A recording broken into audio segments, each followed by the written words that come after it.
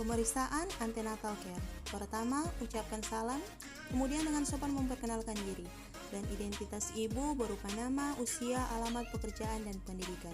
Kemudian, tanyakan keluhan utama, gali riwayat penyakit sekarang, tanyakan riwayat kehamilan, gravida berapa, partus berapa, abortus berapa, kemudian tanyakan riwayat perkawinan, dan sudah berapa lama menikah. Riwayat kontrasepsi, riwayat antenatal care sebelumnya, riwayat kehamilan sekarang, berupa gerakan janin, kenaikan berat badan, dan apakah ada tanda-tanda impatu. Kemudian menanyakan riwayat haid, hari pertama haid terakhir, riwayat penyakit ibu, riwayat penyakit keluarga, riwayat berobat, riwayat persalinan, apakah pernah mengalami kesulitan dalam persalinan sebelumnya.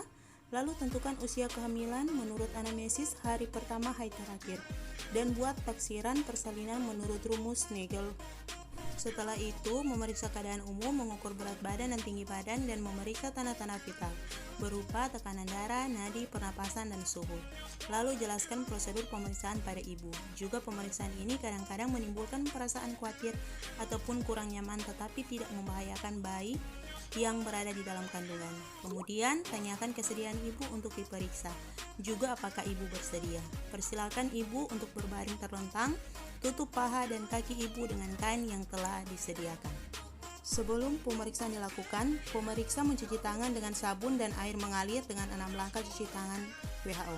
Setelah mencuci tangan dan memakai handskun, pemeriksa berada di sisi kanan ibu, menghadap bagian lateral kanan, dan kemudian beritahukan kepada ibu bahwa pemeriksaan akan dilakukan. Pemeriksaan Leopold 1 untuk menentukan tinggi fundus uteri dan bagian janin yang berada di fundus uteri. Pemeriksa menghadap ke kepala ibu untuk mengukur tinggi fundus uteri. Letakkan meteran di atas simfisis pubis sampai setinggi fundus uteri yang sudah dipalpasi terlebih dahulu fundus uterinya. Lalu raba dan rasakan bagian yang ada di fundus uteri dengan cara menekan secara lembut. Jika kepala ada, teraba bagian besar janin yang bulat, keras, dan melenting. Jika bokong, akan teraba bagian besar janin yang tidak bulat, lunak, dan tidak melenting.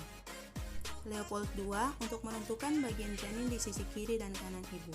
Pemeriksa masih menghadap ke kepala ibu, letakkan telapak tangan kiri pada dinding perut lateral kanan ibu dan letakkan telapak tangan kanan pada dinding perut lateral kiri ibu secara sejajar. Kemudian tekan secara bergantian atau bersamaan telapak tangan kiri dan kanan.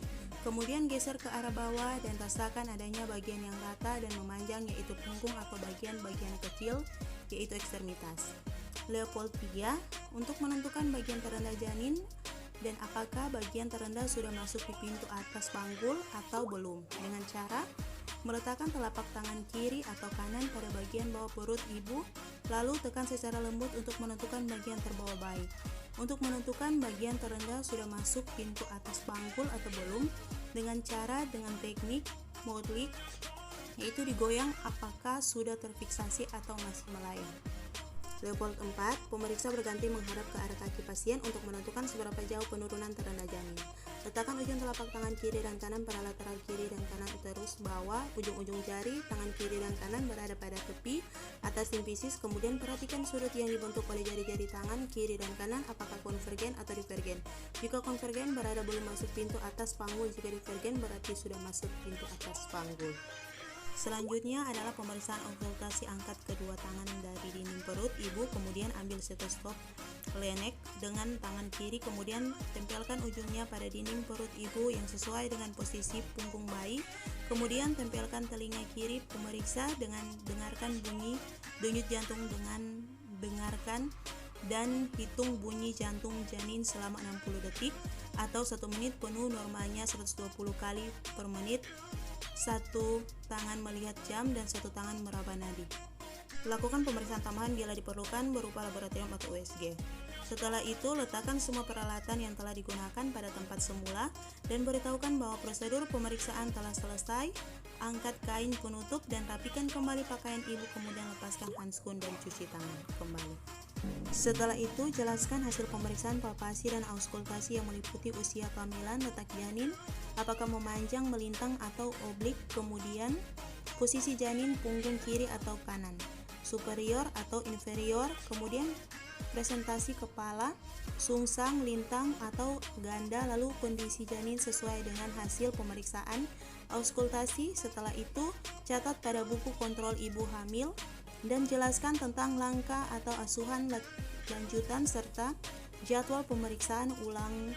Lalu serahkan kembali buku kontrol ibu hamil dan ucapkan salam. Terima kasih.